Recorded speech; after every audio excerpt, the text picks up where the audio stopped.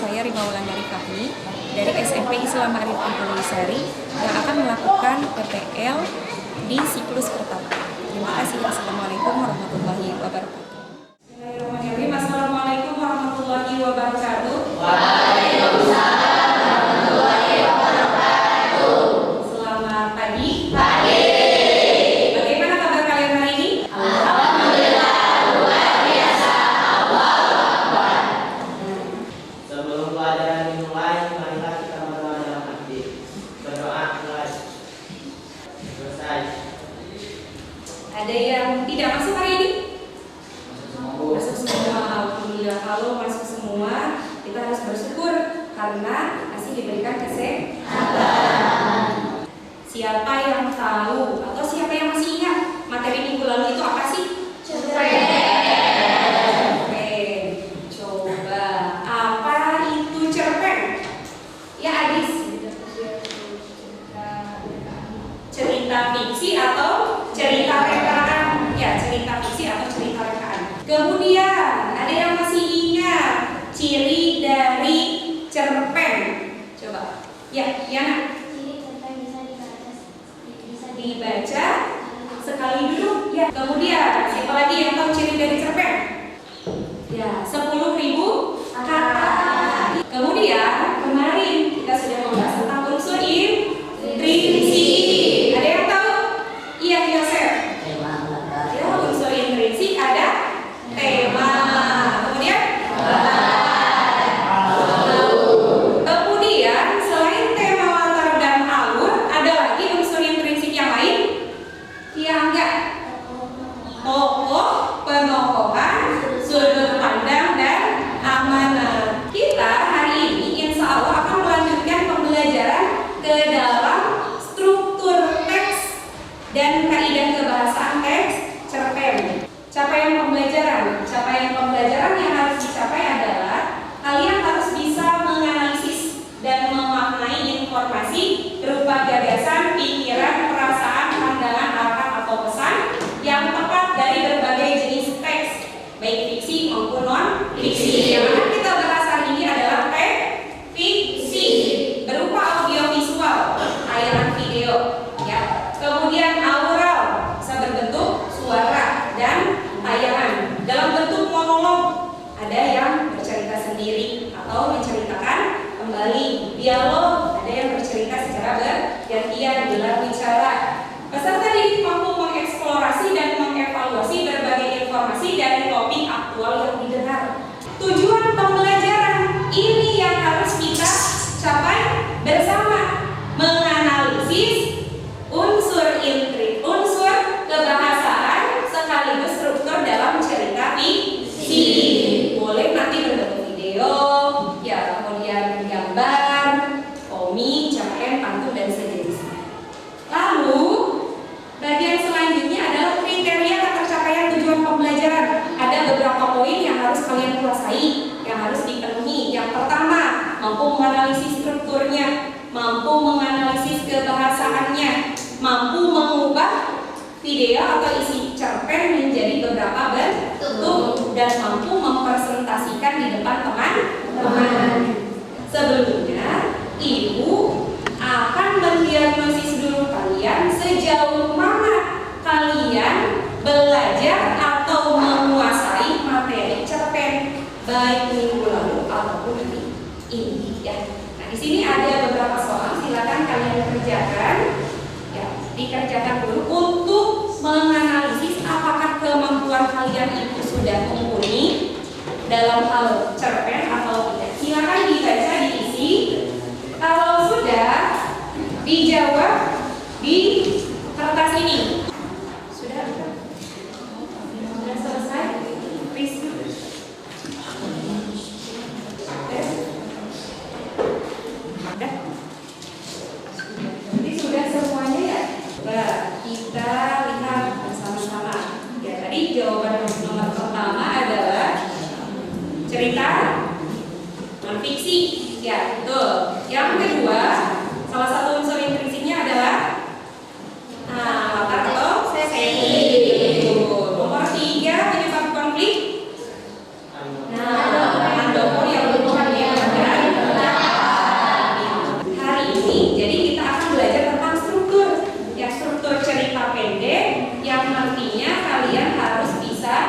menyebutkan ada berapa unsur dalam cerita pendek. Namun sebelumnya ibu akan menampilkan dulu video yang berisi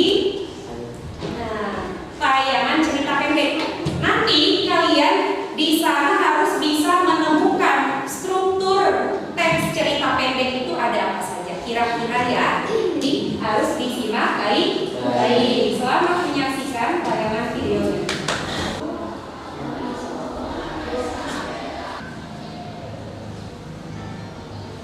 Setelah menyimak tayangan ini, apakah kalian bisa menentukan struktur cerpen? Yo, siapa yang bisa menentukan struktur cerpen? Bagian pertama. Sona. Ada orientasi. Apa itu orientasi, Sona? Pengenalan tokoh, kemudian menceritakan tentang latar. Ada apa saja coba? Ada yang masih ingat? Waktu, tempat. Kemudian setelah orientasi, struktur yang kedua di dalam cerita tadi secara tersirat ada apa saja? Rangkaian peristiwa, ya betul. Rangkaian peristiwa diceritakan dari awal, ya ketika dia masih kecil, anak perempuannya masih kecil sampai dia dewasa diceritakan. Selain rangkaian peristiwa dan orientasi, ada lagi yang ketiga strukturnya apa saja? Ya resu. Konflikasi. Apa itu konflik aja? Konflik masalah atau munculnya permasalahan. Jadi masalah muncul itu tidak tiba-tiba, pasti ada pemicunya. Dia dibully dari kecil sampai dewasa. Bagian keempat, struktur yang keempat ada yang masih resolusi. Resolusi itu apa sih? Penyelesaian masalah. Nah, sekarang berarti kalian sudah tahu ya ada informasi atau struktur dari cerpen. Yang pertama ada, kita lihat orientasi. Orientasi berisi pengenalan tokoh. Ya, tadi Sona betul. Pengenalan tokoh, pengenalan latar. Ya, tokoh itu kan ada memiliki beberapa watak. Yang pertama coba watak antagonis. Coba Diana, watak tokoh antagonis itu bagaimana? Antagonis, Diana, tokoh yang memiliki watak jahat. Ya, kalau protagonis Ajaki gimana tokohnya? Tokoh yang memiliki watak baik. Kalau tritagonis apa aja?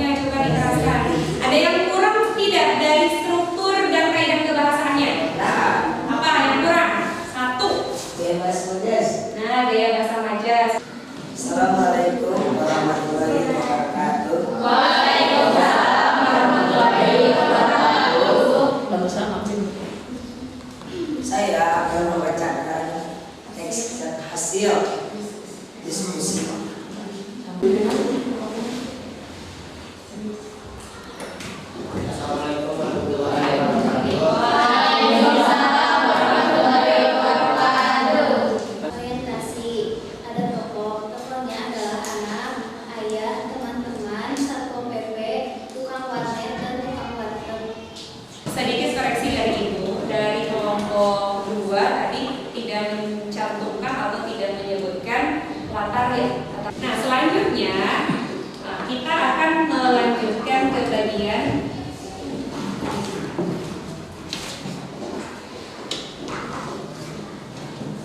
ini ada tugas kelompok. Tugas kelompoknya silakan kalian buat sesuai dengan tayangan video yang ditonton atau bisa diakses dari handphone. Lihat dulu videonya tentang apa. Nanti kalian diskusikan bersama teman satu kelompok, mengubah teks atau video menjadi karya sastra, terserah dituliskan atau didiskusikan bersama kelompok lain. Ya, akan membuat cerpen kah atau visi mini kah, poster kah, ya, pantun kah, puisi kah, dan lainnya. Silakan berdiskusi. Assalamualaikum warahmatullahi wabarakatuh. Waalaikumsalam warahmatullahi wabarakatuh.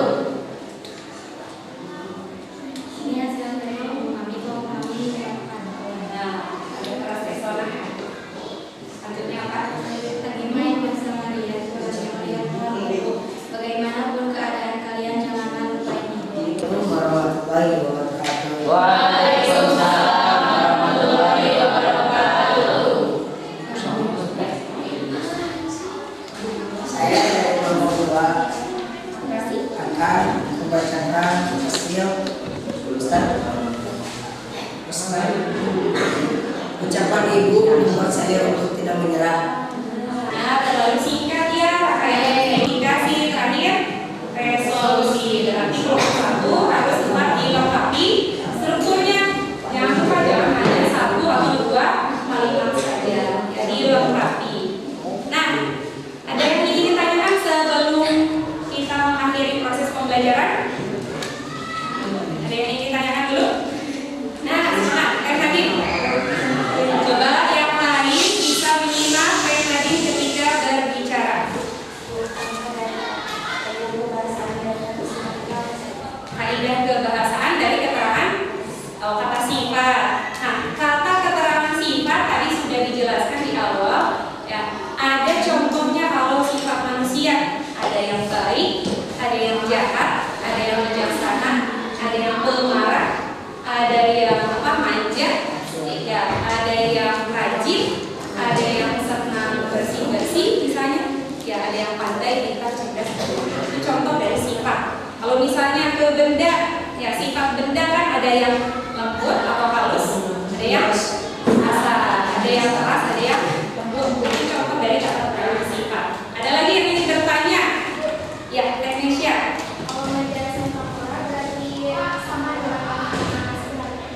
Nah, kalau majas metafora itu adalah majas yang sifatnya konotasi atau makna yang tidak sebenarnya.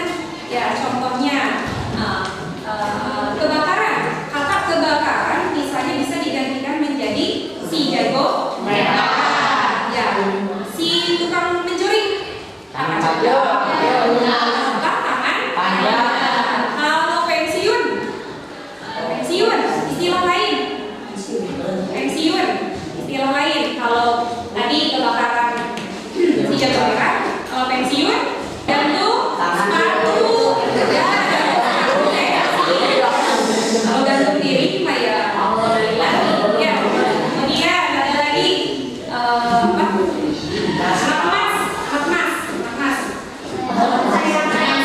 Buat hati. Ya, itu contoh. Buat tangan. Ya, jadi kalian bisa menggunakan istilah lain dari oleh-oleh itu buat tangan. Bukan tangan yang penuh dengan bunga, tapi oleh-oleh yang dibawa dari misalnya kotak ya, atau dari tempat wisata dari pasar. Ada lagi yang ingin bertanya? Apa? Contoh majas metafora.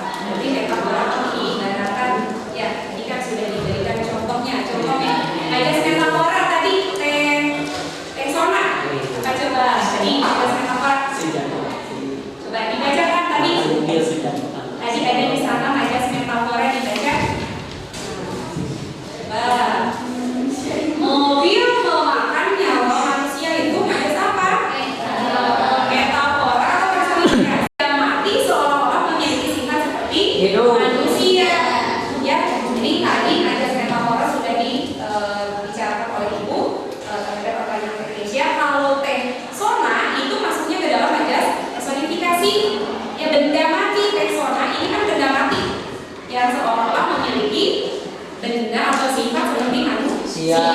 Yang motor Pak Haji itu tertingkal-tingkal tertawa ketika menaiki tanjakan.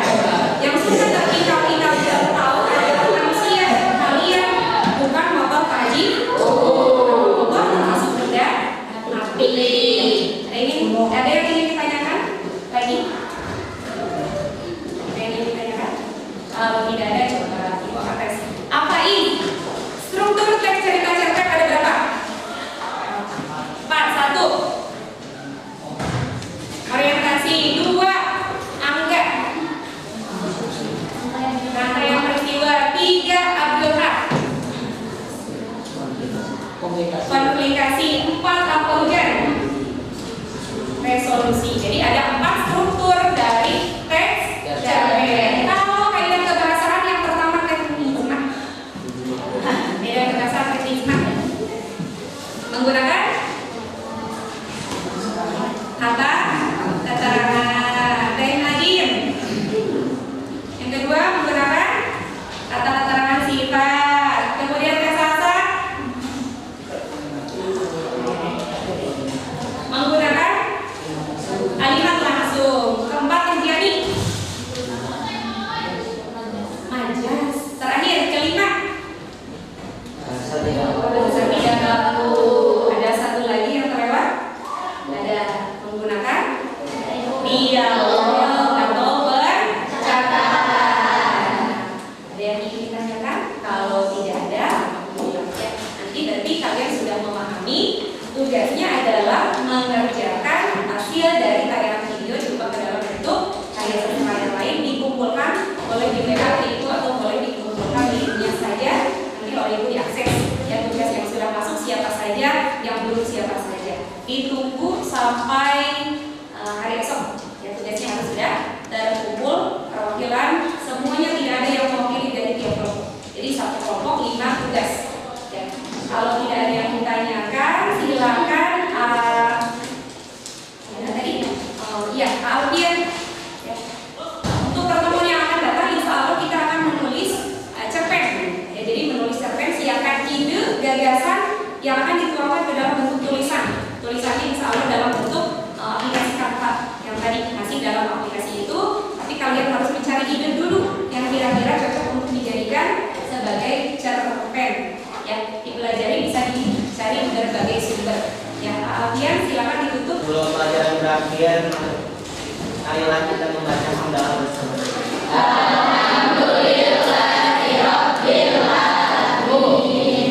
Terima kasih. Assalamualaikum warahmatullahi wabarakatuh.